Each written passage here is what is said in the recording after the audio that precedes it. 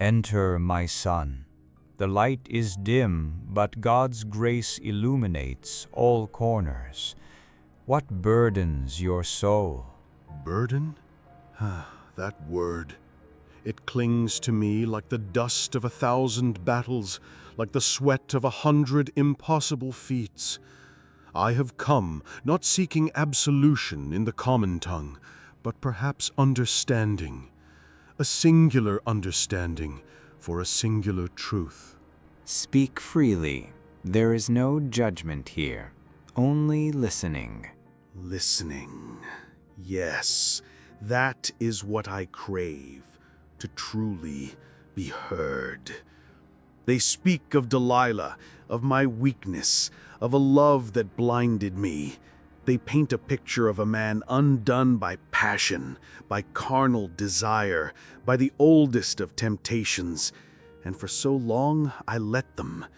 It was a convenient narrative, a simple explanation for a complex, suffocating truth. But I tell you, Father, it was not love. It was not desire, not in the way they understand it. It was a profound, soul-crushing weariness. It was boredom. Boredom? My son, you speak of the champion of Israel, the one imbued with divine strength, the terror of the Philistines. How can such a life, so filled with purpose and power, be defined by boredom? Ah, there it is. The incredulity, the very essence of my torment. Imagine, if you will, a life where every challenge is trivial, every obstacle a mere pebble in your path. A lion, 1,000 men, the gates of a city, all dissolve before you with an effortless flex of muscle. There is no struggle, no suspense, no genuine fear, only the predictable arc of triumph, followed by the hollow echo of expectation. The roar of the crowd, the cheese of my people, they became a monotonous drone, each victory another link in a chain of inevitability. I was a hammer, forever striking the same nail, and the nail always yielded, always. But was there not joy in serving God? In protecting your people? At first, yes. A fleeting, almost childish wonder at the power that coursed through me. The thrill of righteous indignation, the satisfaction of delivering justice. But that faded. It became a routine, a chore. The divine mandate, once a calling, transformed into a relentless, inescapable burden. I was God's weapon, yes. But a weapon has no will, no choice. It merely performs its function. And I, Father, longed for the luxury of choice. The choice to fail. The choice to be weak. The choice to simply be. Not to be Samson the invincible, but to be Samson, a man. So your invincibility became a prison. A gilded cage, crafted by the very hand that blessed me.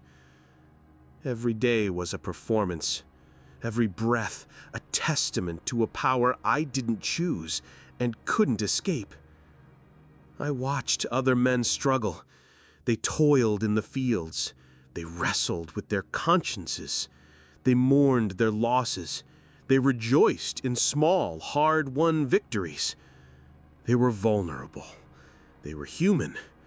And I, in my magnificent, solitary strength, was an anomaly, a god among mortals, yet profoundly alone. Their fears were alien to me, their weaknesses a foreign language. How could I truly connect with them when their very existence was defined by the fragility that I utterly lacked? It was like trying to share a meal with someone who can only taste ash. You felt alienated by your own power. Profoundly. Imagine the weight of being the sole bulwark against an enemy, knowing that if you falter, all is lost.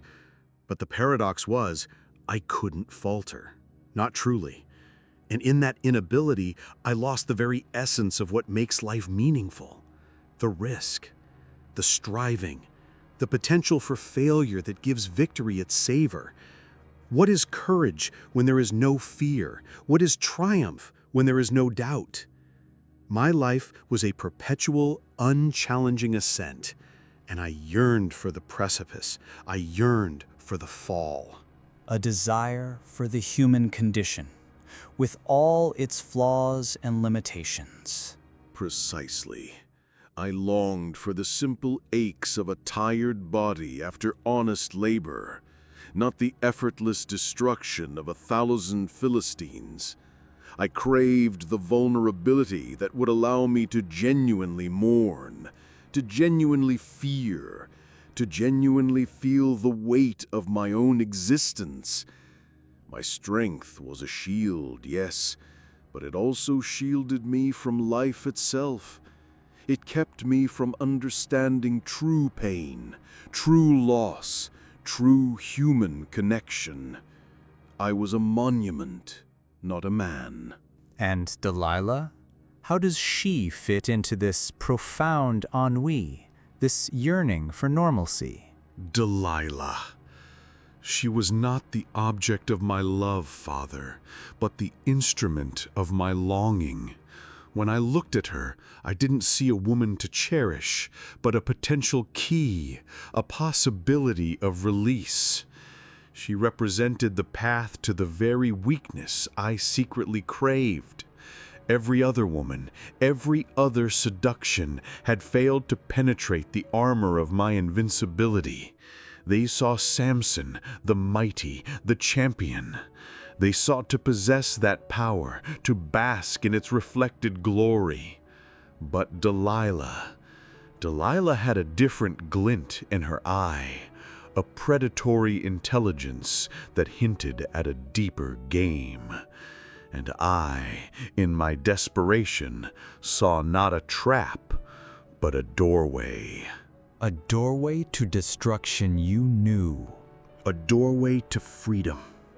Or so I convinced myself.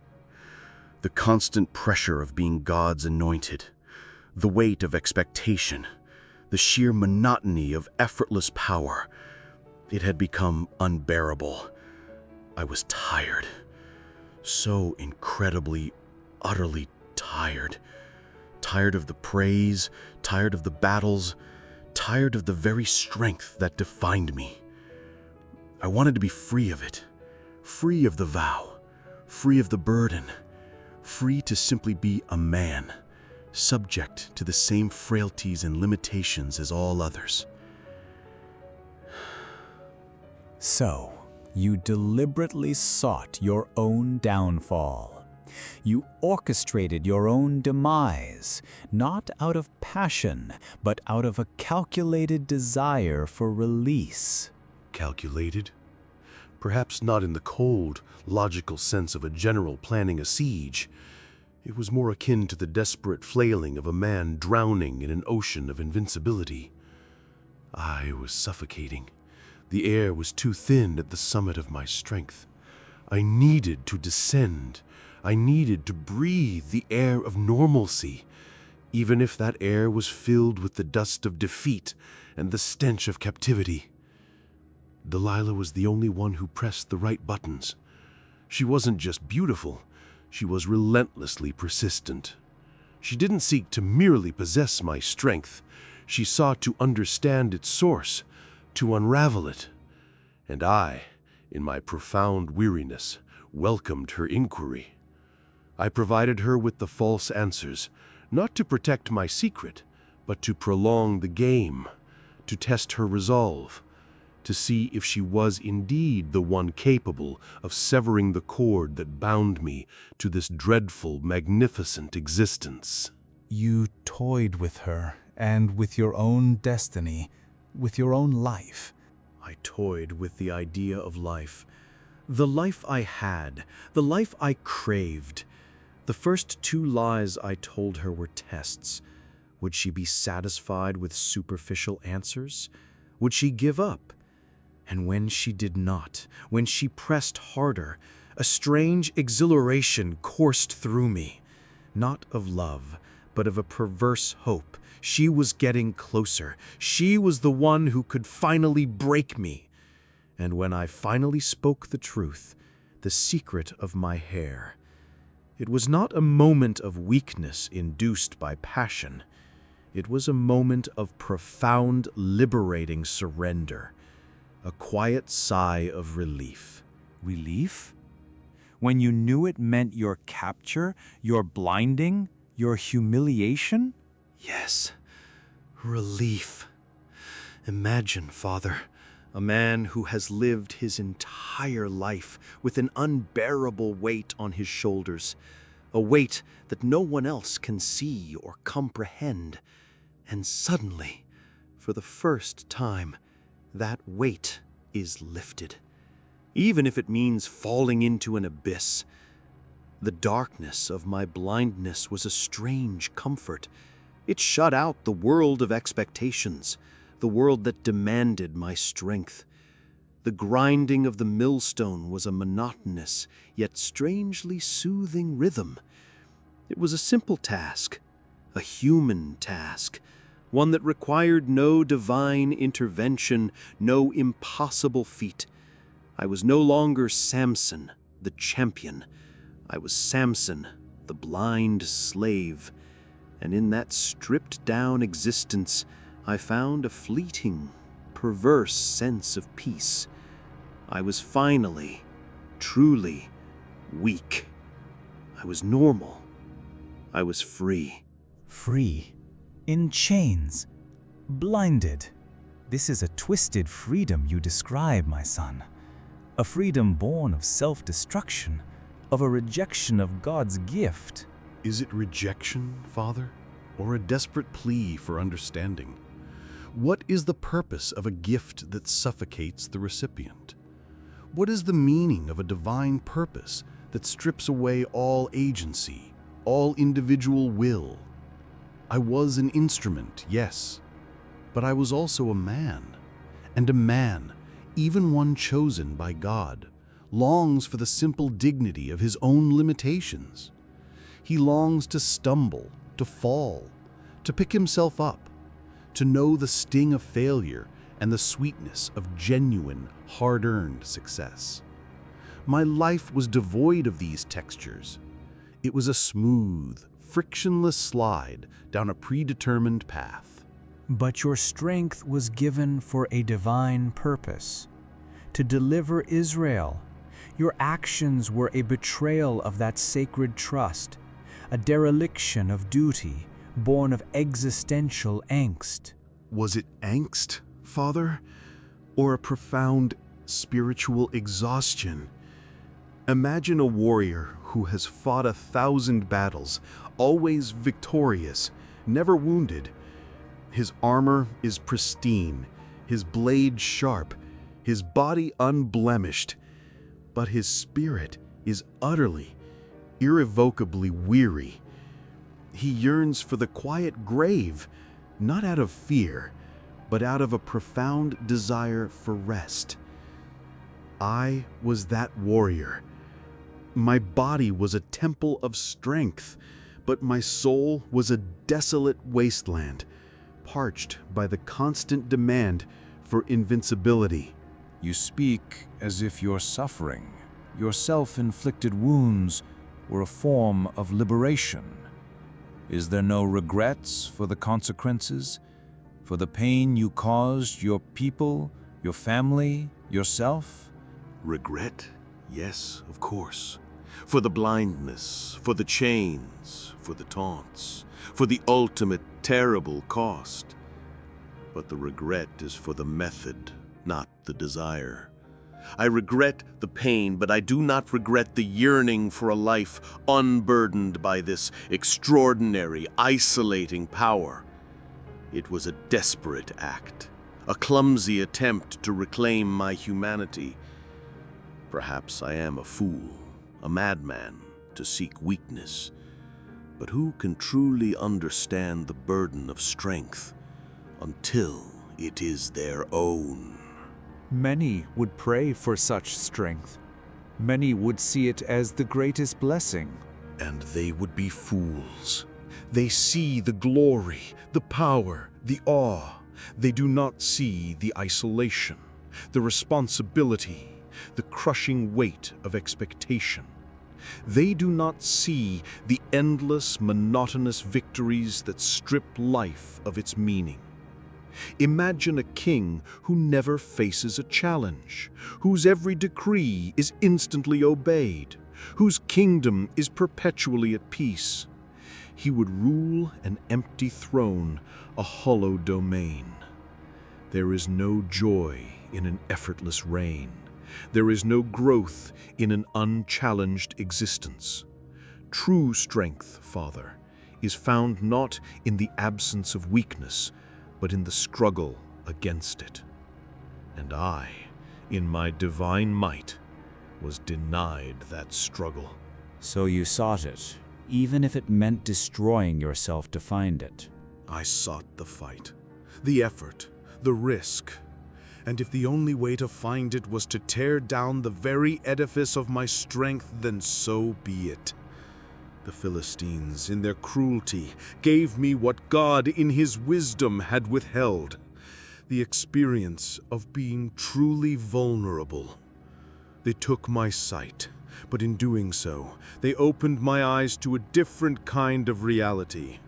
A reality where I was not a god, but a man among men, subject to their whims, their torments.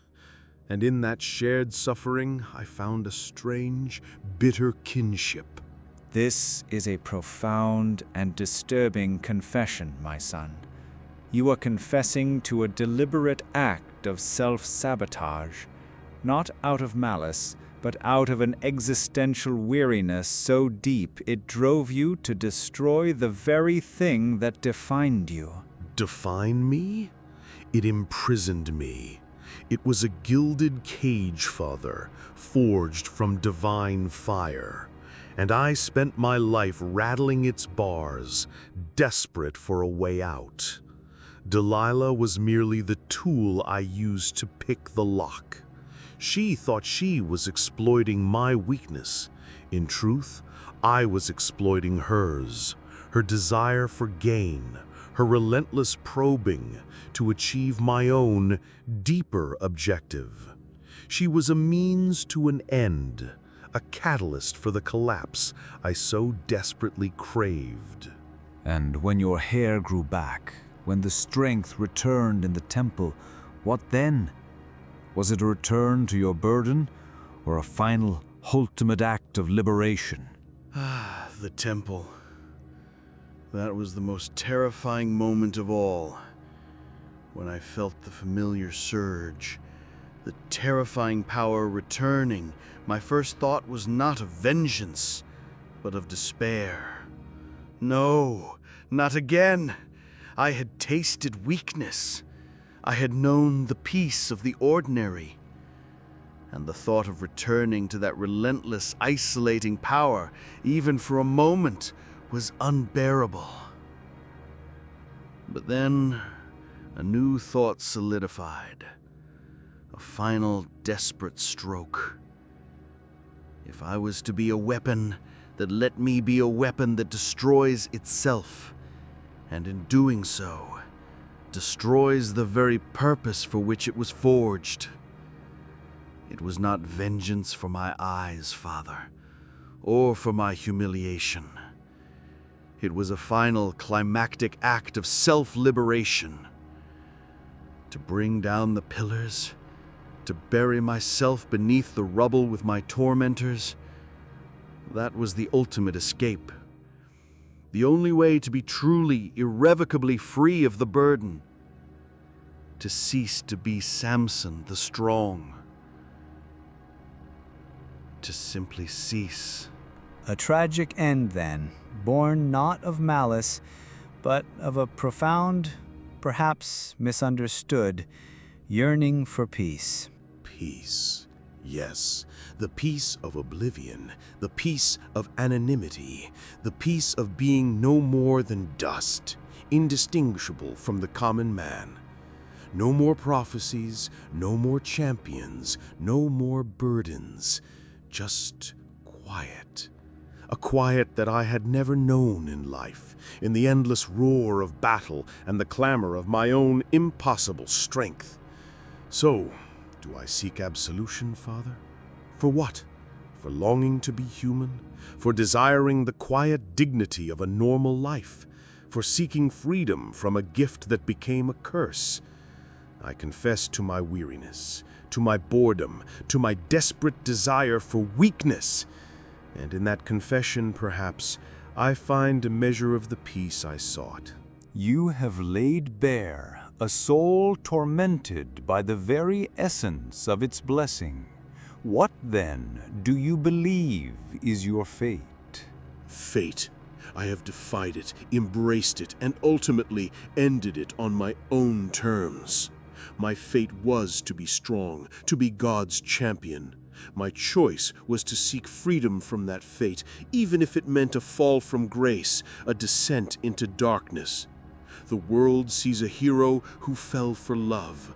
I see a man who destroyed himself to escape a gilded cage. Perhaps that is my absolution, to finally speak the truth and to be understood not as a victim of passion, but as a casualty of an unbearable, extraordinary existence. Is that not, in itself, a form of freedom, to finally shed the lie? The truth, even when it is unsettling, sets one free. But freedom from what? And freedom for what? Freedom from the perpetual performance. Freedom from the weight of invincibility. Freedom to finally, truly be weak. And for what? For the silence. For the final, profound, and utterly ordinary silence. What else is there to gain for a man who has known nothing but the roar of battle and the clamor of superhuman deeds? The greatest gift, Father, is often the one we are denied, the gift of being ordinary, the gift of being truly, utterly, beautifully, humanly fallible. And that I sought with every fiber of my being. That I ultimately found in the rubble and the darkness. And for that I am content. If a man can be content after such a fall. Go in peace, my son. Your burden, as you understand it, has been laid bare. May the truth you have revealed, however unconventional, bring you the peace you so desperately craved. Peace. Yes. A fragile, hard-won peace. Not the peace of the righteous, perhaps, but the peace of the utterly exhausted. And for a man like me, that is enough, more than enough.